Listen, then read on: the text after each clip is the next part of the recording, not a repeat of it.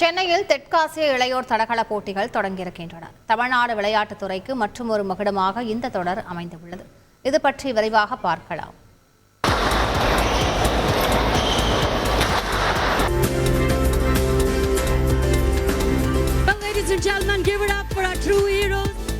Chess olympiad, formula 4, squash உலகக்கோப்பை என சர்வதேச போட்டிகள் தொடங்கி கேலோ இந்தியா போன்று தேசிய அளவிலான விளையாட்டுப் போட்டிகளை நடத்தி விளையாட்டுத் துறையில் மிளறுகிறது தமிழ்நாடு.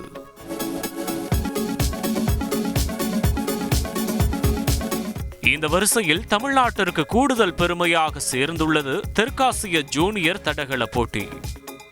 வரும் 13ஆம் தேதி வரை சென்னை நேரு உள்விளையாட்டரங்கில் நடைபெறும் தெற்காசிய ஜூனியர் தடகள போட்டியை அமைச்சர் உதயநிதி ஸ்டாலின் தொடங்கி வைத்தார்.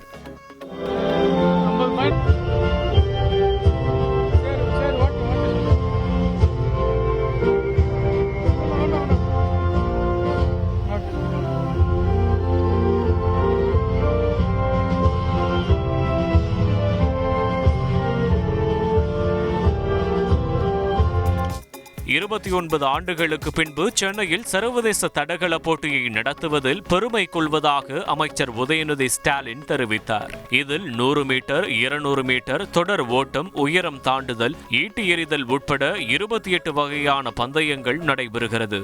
தினமும் மாலை 5 மணி முதல் இரவு 8:30 மணி வரை மின்னோடியில் போட்டி நடைபெறும் என தெரிவிக்கப்பட்டுள்ளது. இந்த தொடரில் அதிகபட்சமாக இந்தியா சார்பில் 62 பேரும், இலங்கை சார்பில் 54 பேரும், பாகிஸ்தான் சார்பில் 12 பேரும் என மொத்தம் 7 நாடுகளிலிருந்து 173 பேர் பங்கேற்றுள்ளனர். தொடரின் முதல் நாளிலேயே மகளிருக்கான 100 மீட்டர் ஓட்டத்தில் தங்கம் வென்று அசத்தினார் தமிழ்நாட்டைச் சேர்ந்த அபிநயா.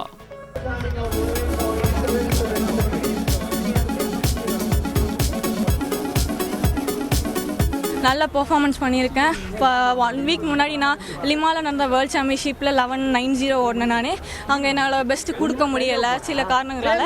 அப்புறம் நம்ம இப்போ இந்தியாவில் சென்னையில் நடக்குதுன்றனால நம்ம ஊர் மண்ணில் நடக்கிறதுனால கண்டிப்பாக நான் பெஸ்ட்டு கொடுத்தே ஆகணுன்ற வெறியோடு இருந்தேன். நான் அதே மாதிரி சேம் ஹீட்ஸில் 11:80 ஓடினேன். ஹீட்ஸை விட ஃபைனல்ஸில் நல்லா ஓடணும் அப்படின்ட்டு 11:77 ஓடினேன். நான் போட்டி ஏற்பாடுகள் மிகவும் சிறப்பாக உள்ளதாக பாகிஸ்தான் உயரம் தாண்டுதல் வீராங்கனை ஆயிஷா அகமது பாராட்டியுள்ளார்.